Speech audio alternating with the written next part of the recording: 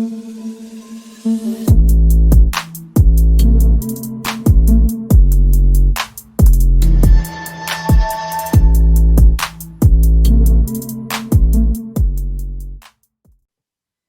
everyone, and welcome to the RV Show. My name is Vinay. And my name is Rohan. This week's story is about vaccine distribution. The Biden administration released a comprehensive plan to beat the pandemic back in January. 7 weeks later, 81 million vaccinations have been administered, and we are much closer to fighting this virus. The Biden administration has also taken a major step forward, as today Biden announced that starting May 1st, all Americans will be eligible to get the vaccine. However, there's still been a lot of doubts about whether the vaccines are safe and effective. Specifically, there have been a lot of concerns about side effects. For example, the mayor of Detroit at one point announced that he would only be providing Moderna and Pfizer vaccines for Detroit residents because he didn't believe the Johnson and Johnson or J&J vaccine had subpar efficacy rates, as the J&J vaccine had efficacy rates of around 66%, whereas the Pfizer and Moderna vaccines were both in the 90s. Furthermore, more than a dozen countries have pulled the AstraZeneca vaccine, primarily in Europe, due to fears it causes blood clotting. However, this morning the AstraZeneca vaccine was announced with an efficacy rate of 79% and no side effects, which, Vinay, begs a crucial question. Is it fair to be doubting these vaccines? Should everyone be 100% confident in the COVID-19 vaccines?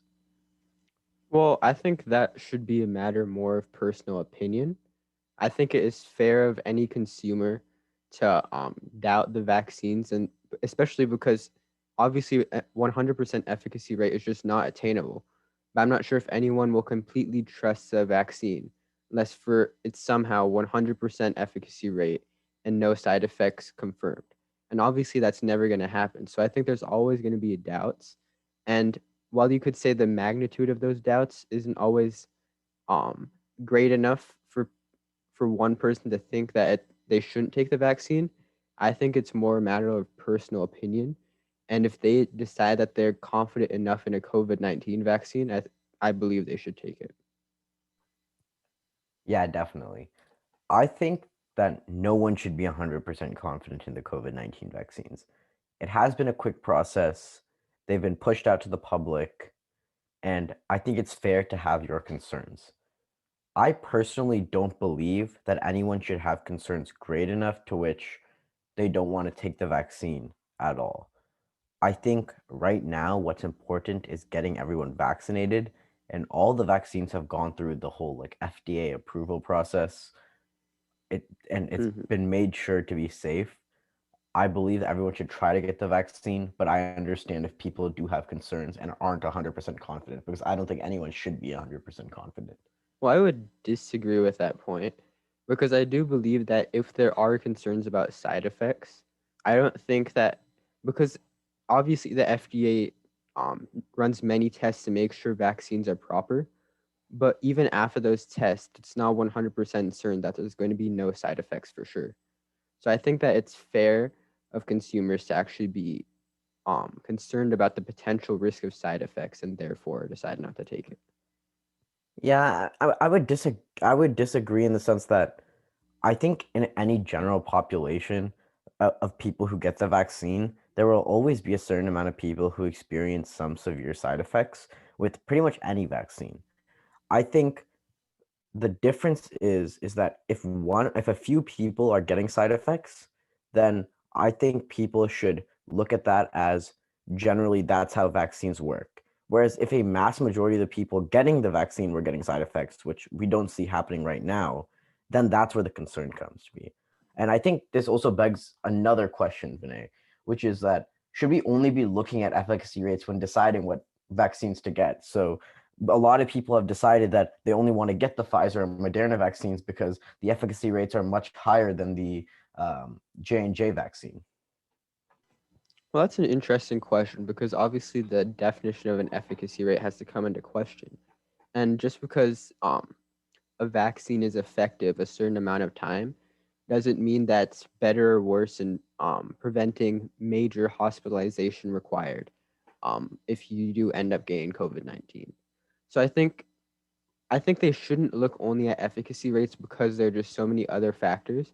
Because the severity of COVID that you get is, in my opinion, much more impactful than whether you get COVID.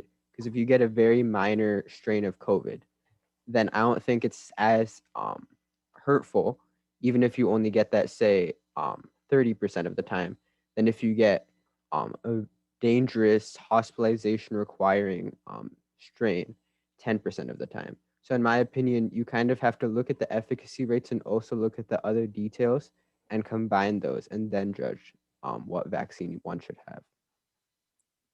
Yeah, I 100% agree with that, Vinay. I think the problem with efficacy rates is one that they only show the like the strength of the vaccine in completely killing off the virus or preventing someone from getting a virus in the first place, but they don't actually demonstrate how good the vaccine is in preventing severe symptoms. And ultimately, one of the main goals of the vaccine is preventing hospitalizations. And to be honest, all the vaccines do that well, which is why we shouldn't really be looking at efficacy rates. But the truth is, get the vaccine that you're eligible for and that you can get, because really our goal right now is to just get everyone vaccinated so we can kind of bring society back up. I actually saw like a really interesting video that Vox News made about vaccine efficacy rates, and basically what they said was J&J specifically did their trials for their vaccine during the peak of COVID cases, and also when new strains were coming up in different countries, which means that their vaccine was put through a greater trial and a greater test, because what they do in doing normal clinical trials is they basically give some people placebo and some people the vaccine and have them go out and live their normal lives.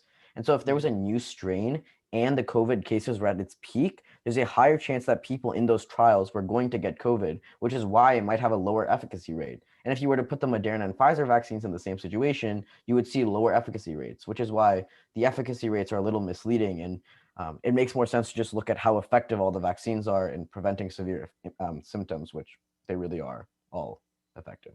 Yeah, I think that's a great point because every efficacy rate kind of has a different story behind it. Because not Exactly. all vaccines are tested in the same exact ways.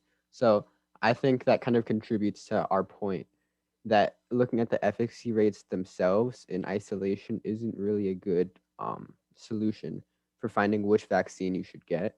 And I think, like you said, taking in terms what the context is of every vaccine, how they've been developed, and whether they would allow for more dangerous strains of the vaccine to affect you.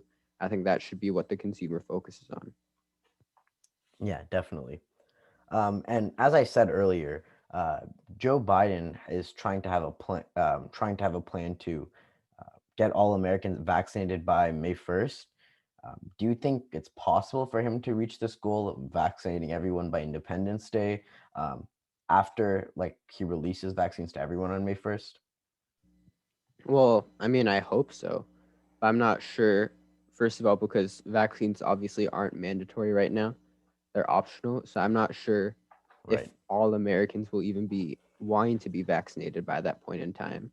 I think if you're asking all Americans that choose to be vaccinated, if it's possible to get them vaccinated by Independence Day, I'm not sure specifically about the statistics that are being given out right now, but I think that it is a realistic goal, at least for people that are not minors. For people that are minors, where the vaccine, where people are going to have to make sure that the vaccine works for minors as well. I think that might take a bit more time, but I do think that completing most of the other people could be a potential goal for the people that actually want to get the vaccine by Independence Day. Yeah, definitely. And obviously, I think like by all Americans, he probably means like the people who want the vaccine and are going to take it. And while we hope that everyone's going to take it, obviously there's a lot of different situations that come up that prevent people from taking it, whether it's religious beliefs or just general personal beliefs. Um, I do believe that it's very possible. I think Biden is on a very good track right now, like with 81 million vaccinations already having been administered. I think his plan has been working pretty well, but it's just a Mhm. matter of by after May 1st, how is vaccine administration going to really ramp up? Are we going to see kids starting to get this? Are we going to see society moving back? Because that's going to really incentivize more people to get the vaccine. For instance, if our Mm, school is going back to school completely and no longer offering a hybrid option, then I'm going to be incentivized to get the vaccine more than I would have been before. So mhm. it's really just going to be a matter of time, and we're just going to have to see how it goes. Yeah, I completely agree. So I think that concludes the first segment of our podcast today. The second part will be the W segment. So our first story today is these wax figures that an author keeps, I mean, that a creator keeps on designing. And what he does is he creates wax figures of all the different presidents. So recently, he created a wax figure of Donald Trump that had to be removed from its display because it was punched so much that it was just not able to be displayed anymore. Now, this isn't a thing only for Trump, as this actually happened for previous presidents as well. For example, Barack Obama lost its ears 6 times. I'm obviously talking about the wax figure. Then George W. Bush had its nose punched in. So obviously, these wax figures are quite an interesting development. What would you say about them, Rohan? Yeah, well, initially you might think it's like a bad thing, like they're like bashing our presidents. Um, and Mhm, I initially thought that. mhm. However, the more I thought about it, punching like like a wax figure at a museum, like that's not contributing to like populist sentiments or anything. Like I don't think that's going to be the reason why the government is overthrown by the people, right? So Mhm. I'm just going to go with the witty because I think it's just like a fun tradition that people have figured out, and now they're just doing it every time we get a new president, and we'll see. Maybe Biden's going to get a new wax figure, and we're going to see his face being punched in, and so on. So I'm just going to go with the witty there. Interesting. I completely agree with that. Our second story for today is about Australia and their massive problem with mice. In large portions of Australia, there have been millions of mice, not hundreds, not thousands, but millions of mice, which have taken over farmlands, homes, stores, hospitals, and cars. And they're leaving quite dangerous things for the citizens of Australia. At one farm, for example, the mice ate through hundreds of thousands of dollars of worth of hay bales, which basically ruined the farm and all of its economics for that year. Then a second example is how one person's 12-year-old son caught 183 mice in one single night. So obviously this mice plague is hurting Australia. What would you have to say about it, Rohan? Did you say the 12-year-old son caught 183 mice? Yep. Oh, interesting. Um, Listen, here's what I'm gonna say. A mice invasion sounds funny, but when you really think about it, it's really scary. Mhm. And I've heard so many stories about like the different creatures and bugs and animals in Australia. And you know what? This is just another one to add to the list of reasons why I don't want to go to Australia. So we're just gonna go with worrisome for this one. Yeah, that's a great adjective for that. So our next story for today is that a bull was bought for $35 at a yard sale. But later, they found that it was actually a 15th century Chinese bull, and it was auctioned off for over $700,000. So the person that bought this $35 bull from the yard sale made a net profit of over $700,000 from just buying one bull. So what would you rate this story, Rohan? Well, that's a way to turn a profit, accidentally stumbling upon an amazing antique bowl and selling it for $700,000. Um, I'd probably give that a wealthy because, you know, that person figured out how to really turn a profit. So, Yep. Our next story for today is an Ohio man who called police after a raccoon ransacked his kitchen and hid in the dishwasher. So when you think about a regular burglar, you think about all those hooded up people. But today, we found a mass bandit in the form of a raccoon who ruined a Ohio man's kitchen and then hid inside its dishwasher.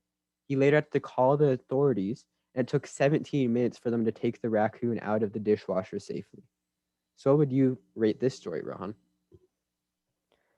Well, I think this story is wild in two ways. I mean, one, it's a wild animal, right?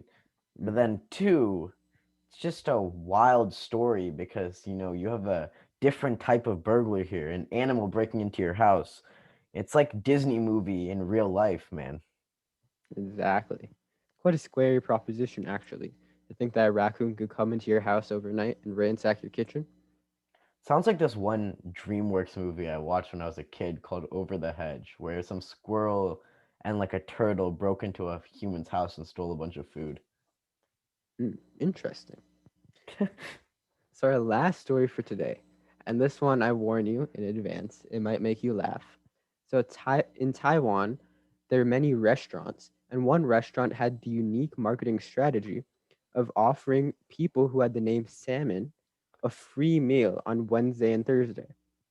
So, as a result of this, over 150 people changed their name to Salmon just for the free sushi. And to give you a magnitude of how much this was, some of these people had over 300 US dollars worth of salmon, and they got it they got it for free just because they changed their name. Just for some examples, some of the names that they changed to were Salmon Prince, Meteor Salmon King, Salmon Fried Rice, and one, the longest name, Chen loves Taiwan, Alabon, tuna, salmon, snow crab, sea urchin, scallop, lobster, and beef, Mayful, Palaces de China, Regent Hilton, Caesar Park, Hotel Royal. So there's no really limits on a Taiwanese name right now. The only limit is that you're allowed to change your name 3 times. And obviously, some of these citizens decided to use one of theirs on changing their name to Salmon just to get free food. So what would you rate this story, Rohan? Vinay, I'm like holding back the laughter. This is just too funny. Just reading over it, like someone named themselves Explosive Good Looking Salmon. Like this is incredible. I've never seen anything like it. This is a movement that's unifying people of Taiwan. I'd probably give it a willful because they had their mind set on something and they were really going for it and they saved a ton of money on salmon. Okay, so that wraps up our W show segment for today, and that will also wrap up our podcast for today. Cool. Make sure to tune in next week where we talk about a different issue in the news and we talk about some more wacky stories. See you next week. Bye-bye. What's up, everyone? Vinay here from the RV Show. I hope you enjoyed today's episode. Make sure you like the video and subscribe to stay updated on all of our new content. Also, if you are looking for past episodes, check out our YouTube channel.